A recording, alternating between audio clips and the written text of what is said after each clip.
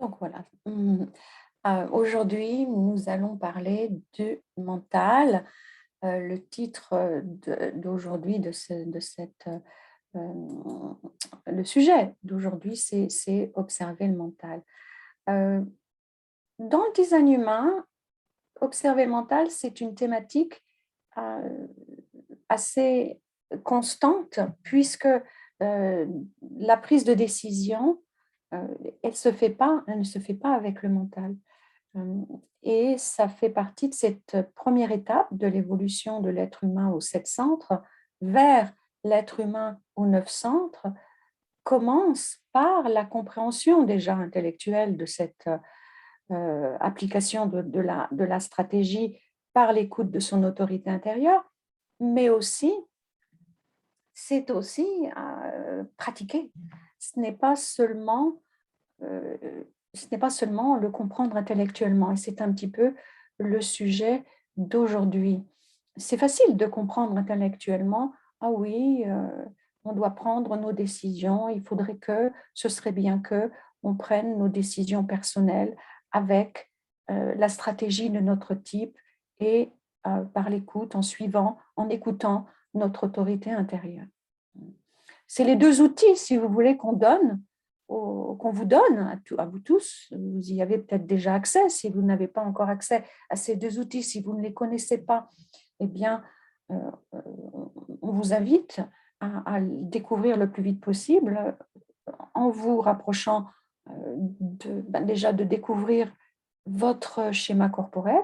Vous pouvez le faire gratuitement sur euh, plusieurs sites en français, sur le site de designhumainfrance.com. C'est gratuit, c'est même anonyme. Vous n'avez même pas besoin de rentrer votre nom. Vous pouvez seulement entrer vos données de naissance et puis découvrir votre type. Une fois que vous avez votre type, c'est facile de découvrir votre stratégie et votre autorité intérieure. Encore une fois, il y a beaucoup de choses gratuites qui sont accessibles euh, pour découvrir ces deux outils. Ensuite, bien sûr, euh, c'est comme, c'est comme tout dans la vie. On peut avoir des outils, mais la clé, c'est de s'en servir. Donc, l'évolution, comprendre déjà ce qui s'est passé pour nous, être aux 9 centres, c'est qu'il y a eu une transition de cette mutation des 7 chakras aux 9 centres. Elle s'est passée il y a autour de 1781, donc c'est il y a très longtemps. Ça ne s'est pas passé d'un seul coup, mais ce qu'il est important de savoir, c'est que dans le temps, nos ancêtres, les êtres aux 7 centres prenaient leurs décisions avec le mental. Donc, c'est sans doute encore dans notre génétique quelque part. Donc c'est vraiment un déconditionnement pour nous de se servir du mental. Certes, il ne s'agit pas aujourd'hui de dire du mal du mental. On en a besoin du mental. Le mental, c'est un outil précieux qui nous sert à étudier, mémoriser, à analyser, rechercher, faire des listes, conceptualiser, trouver l'inspiration. J'en oublie sans doute beaucoup de choses. Le mental, c'est un outil précieux. Mais ça ne sert pas à prendre nos décisions personnelles. Donc, c'est ça, c'est se pencher sur euh, sur cette chose-là, c'est le processus d'une vie. Ça commence par l'observation de son mental et l'observation du mental, ça va nous permettre aussi de déconditionner cette ancienne habitude de toujours faire confiance au mental pour prendre nos décisions.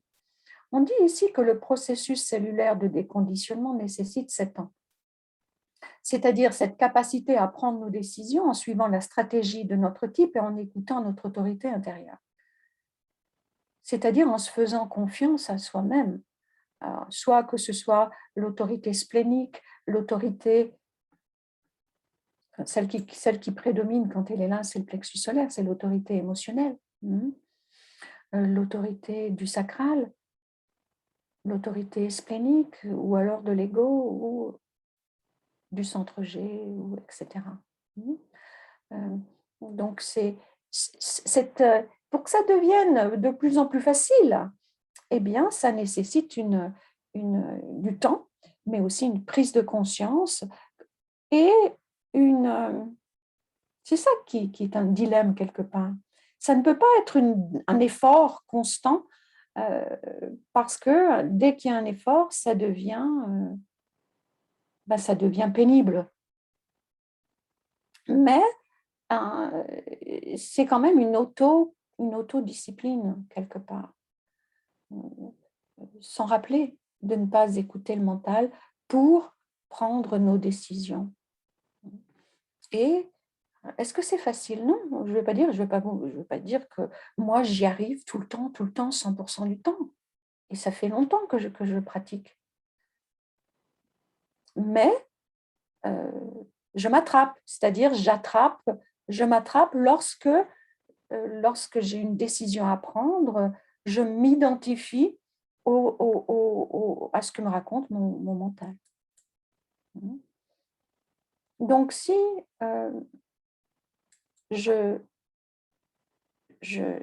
répète, mais bon, c'est important, prendre des décisions correctes, c'est la clé pour vivre. Quand on dit vivre correctement, ce n'est pas une question de morale, c'est une question de rencontrer moins de résistance, d'avoir soit plus de satisfaction, moins de frustration, plus de réussite, moins d'amertume, moins de déception, moins d'énervement, plus de paix.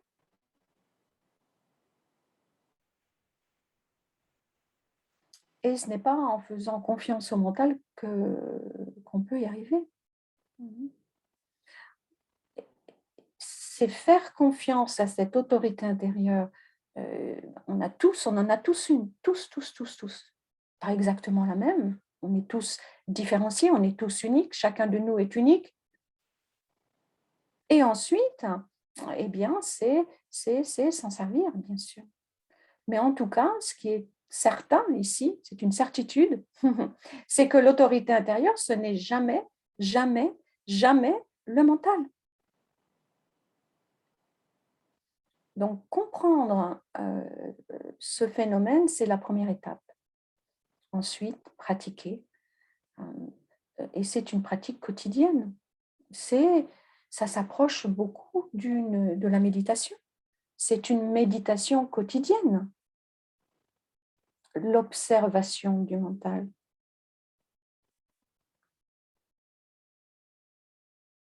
Alors, souvent, on me pose la question suivante, on nous pose cette question. Est-ce que c'est différent quand on a le centre de la tête défini ou le centre de la tête non défini? Puisque ce qu'on caractérise, ce qu'on appelle le mental dans le design humain, ou dans le human design, c'est la même chose, eh bien, ça concerne le centre de l'ajna et le centre de la tête. Conceptualisation, inspiration, dans le meilleur des cas. Quand c'est cet outil précieux dont on a tous besoin. Mais dans le non-soi, dans le piège, ces deux centres qu'on caractérise du mental, ils auront tendance, on le sait tous, à aller vers la rumination, l'obsession, l'anxiété, et voire même l'anxiété mentale. Donc, pour revenir à cette question, est-ce que c'est différent si c'est défini ou non défini? Non, c'est la même chose. Que ce centre de la tête soit blanc ou non défini, enfin blanc non défini ou défini, c'est-à-dire coloré ou de couleur blanche, c'est toujours le même processus. Oui, il y a des variations, il y a des variantes. Lors d'une analyse, on vous en parle. Lors d'un cours Vive son design, on vous en parle.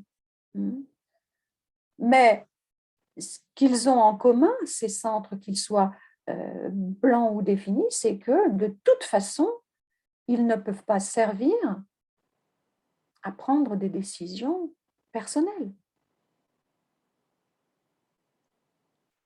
Et puisque c'est dans notre c'est dans notre héritage, on va dire, de conditionnement, je ne veux pas dire génétique, je veux plus dire c'est un héritage de conditionnement. Hein. Eh bien, ce n'est pas facile pour nous. On pourrait dire le mental, on vous le dit souvent quand vous êtes en cours, le mental aime être le chef. Donc, si on approfondit, non seulement il aime être le chef, le mental, c'est sa raison d'être, il lui faut bien une raison d'être. Le mental a toujours tendance à se projeter dans le futur ou alors à retourner dans le passé. Vous pouvez observer maintenant. Est-ce que votre mental, il est vraiment là maintenant dans le moment présent? Peut-être que oui, mais peut-être que non. Peut-être qu'il s'inquiète pour quelque chose que vous avez oublié de faire aujourd'hui ou à des choses sans importance. Peut-être qu'il se fait du souci sur quelque chose. Observez-le.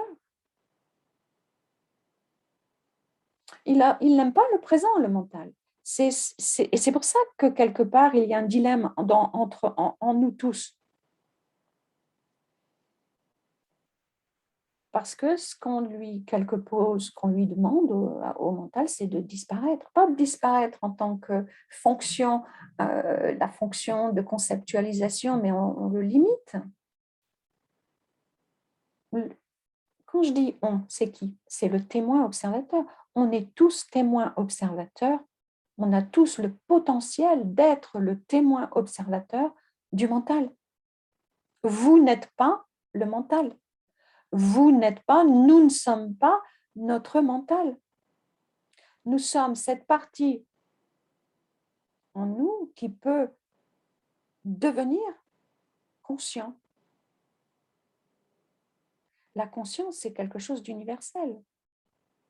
C'est quelque chose, j'allais dire un mot qui va peut-être choquer, c'est quelque chose d'éternel. Ce n'est pas quelque chose qui peut mourir. C'est ce qui perdure. Et ça passe forcément, au jour d'aujourd'hui, par l'observation du mental. Il n'y a pas d'autre moyen. Donc, si on regarde, hein, et la difficulté, c'est que ça ne peut pas...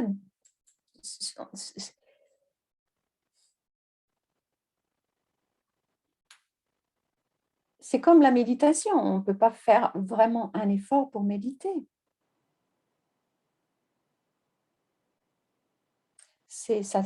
On le fait ou on ne le fait pas.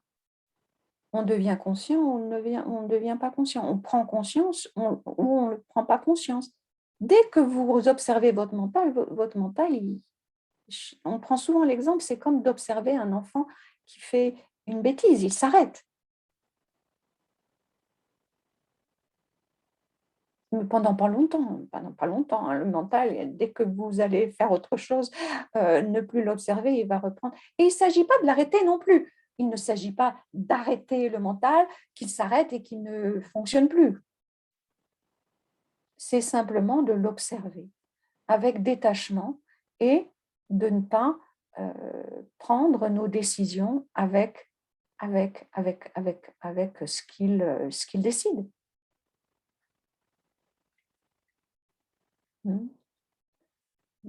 C'est comme de regarder un film quelque part. Hein. Souvent, vous avez dû entendre ça. De regarder un film et de ne pas s'identifier à ce qui se passe dans le film. Encore une fois, je ne dis pas que c'est facile. C'est assez simple quelque part, mais ce n'est pas forcément facile.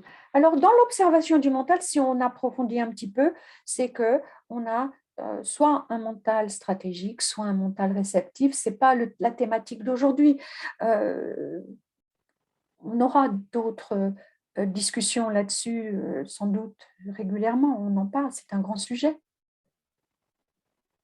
C'est important de connaître si votre mental a une tendance à être stratégique, si sa nature, c'est d'avoir un objectif, C'est pas un jugement, c'est pas mieux d'être stratégique, c'est pas moins bien d'être réceptif, ou le contraire. On est ce qu'on est. On est comme on est. Mais de comprendre comment le mental fonctionne, quelle est sa tendance, eh bien, c'est important. Notre défi à tous, c'est que notre archétype de conditionnement, euh, c'est un ancien archétype du non-soi stratégique. C'est-à-dire, eh bien, on nous apprend tous à l'école à être performants. Ça commence par, on nous note, on nous compare, la comparaison, en nous donnant des notes, en nous punissant si on a des mauvaises notes. Et puis, c'est le non-soi stratégique, c'est d'être obsédé par les objectifs. Être stratégique et être capable d'avoir un agenda et d'arriver à atteindre un agenda, c'est tout à fait remarquable. Sauf que lorsque le mental est réceptif, lorsqu'on est réceptif, eh bien, on n'est pas fait pour ça. Pas du tout. On est fait, on est là pour être en communion avec les autres. Et la communion, c'est très proche de la méditation.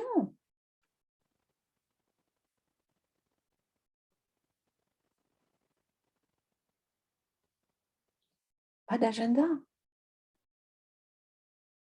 Il n'y a pas d'agenda, il n'y a pas d'objectif. On peut être partagé dans l'amour et la bienveillance. On pourrait dire que c'est l'objectif. Mais bon. Donc, ça fait partie de notre évolution. Et ça fait partie de notre oui,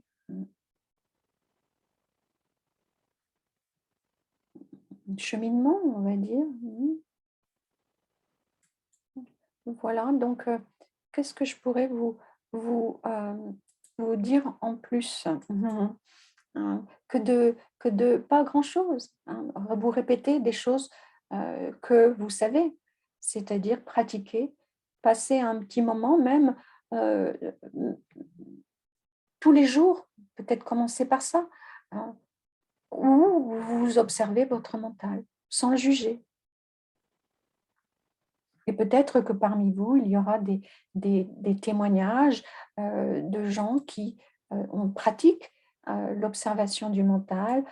Ça passe aussi par quelquefois la méditation, ça passe par peut-être faire du yoga, peut-être aller faire une marche au bord de la plage ou simplement s'asseoir et ne rien faire. Mhm. Alors, ici, c'est pour vous remémoriser que vous pouvez obtenir vos données ou les données de vos proches, votre carte, votre schéma gratuitement, et puis commencer à connaître cette stratégie et cette autorité intérieure, la vôtre, mais aussi, si vous êtes parent, celle de vos enfants, celle de vos amis. Donc, si vous cherchez cette image, vous trouverez le service en ligne. La deuxième étape aussi qu'on vous propose, c'est un rapport de synthèse écrit qui vous donne une description assez simple, ce n'est pas une analyse, de votre schéma corporel. Et puis, bien sûr, ce qu'on recommande, c'est de vous rapprocher d'un professionnel, d'un analyste certifié qui puisse, bien sûr, vous aider à découvrir et à, à- à utiliser votre stratégie et votre autorité intérieure. Alors, ça commence toujours par l'analyse individuelle. Vous ne pouvez pas, par exemple, recevoir une analyse holistique avant d'avoir déjà reçu une analyse individuelle. Essayez de vous rapprocher de gens qui sont certifiés, si jamais, pour éviter, malheureusement, il y a des gens qui profitent un peu de la demande. Il y a une demande maintenant, les gens sont curieux et qui, malheureusement, se proclament, s'auto-proclament analystes alors qu'ils ne savent pas vraiment grand-chose. Alors, méfiez-vous quand même un petit peu. Et puis, j'en profite pour vous annoncer la mise la disponibilité. Ça sera ce livre, le livre de référence du design humain, la science de la différenciation en français, avec bien sûr la liste des analystes certifiés, des enseignants certifiés du design humain. Eh bien, vous pourrez le trouver en ligne sur amazon.fr prochainement, sans doute la semaine prochaine ou dans les semaines qui arrivent.